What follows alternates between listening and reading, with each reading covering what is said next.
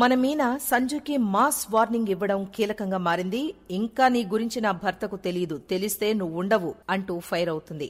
నన్నే కొడతావా అని సంజు మీనాపై ఫైర్ అవుతూ ఉంటే, ఇది పూలమ్ముకునే చెయ్యే కదా అనుకోకు, చెరుకు పిప్పి తీసిన చేతులు అంటూ ఫైర్ అవుతుంది. మీనా సంజుకి వార్నింగ్ ఇస్తున్నప్పుడు డైలాగ్స్ కాస్త ఓవర్గా ఉన్నా హీరోయిన్ కాబట్టి, అందులోనూ మన మీనా కాబట్టి పర్వాలేదనిపిస్తూ ఉంటుంది. అదే బ్రహ్మముడి కళావతి గాని ఇలాంటి వార్నింగ్ ఇస్తే పిచ్చ కామెడీగా ఉండేదేమో. వార్నింగ్ ఇచ్చే సమయంలో మీనా సంజుతో శృతిని కాపాడిన చేతులురా ఇవి అనగానే ఆ సీన్ గుర్తు చేసుకుంటాడు సంజు. ఇక దాంతో సంజు సైలెంట్ గా మౌనంగా ఉంటాడు. మౌనికను వేధిస్తున్నావని నా భర్తకు తెలియనంత వరకే నీ బ్రతుకు, జాగ్రత్తగా ఉండు. మౌనిక జాగ్రత్త, తేడా వస్తే కాకితో కబురు పెట్టినా వాలిపోతాను, వీడంతు చూస్తాను అంటూ మీనా కోపంగా వెళ్ళిపోతుంది. సంజు మౌనిక వైపు కోపంగా చూసి అక్కడి నుంచి వెళ్ళిపోతాడు. మరోవైపు మనోజ్, రోహిణి ఇద్దరూ కారు కొని తెచ్చి ఇంట్లో వాళ్ళందర్నీ బయటికి పిలుస్తాడు. ఇక నా కొడుకు కారు కొన్నాడు అని ప్రభావతి హడావిడి మామూలుగా చేయదు. అప్పుడే కార్తీక్ కారు మొత్తం చూసి మీటర్ కూడా చూసి, రేయ్ నువ్వు మోసపోయావురా అంటాడు. ఏమైంది అంటుంది రోహిణి. కారు ఎన్ని కిలోమీటర్లు తిరిగిందో చూశారా అంటాడు బాలు.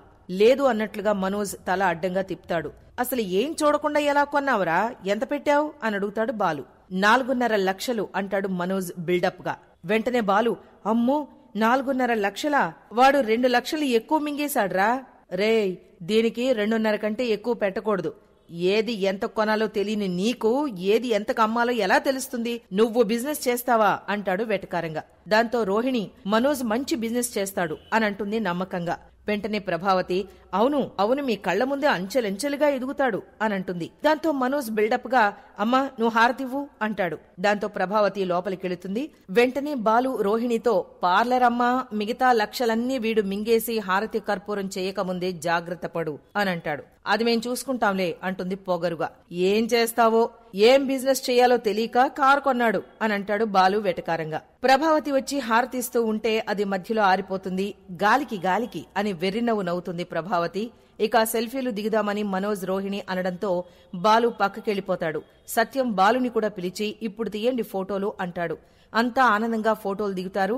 ఇక అంతా లోపలికెళ్లే సమయంలో మనోజ్ ని రవి ఆపి, అన్నయ్య కారు కొన్నావు, పార్టీ లేదా అంటాడు ఆశగా.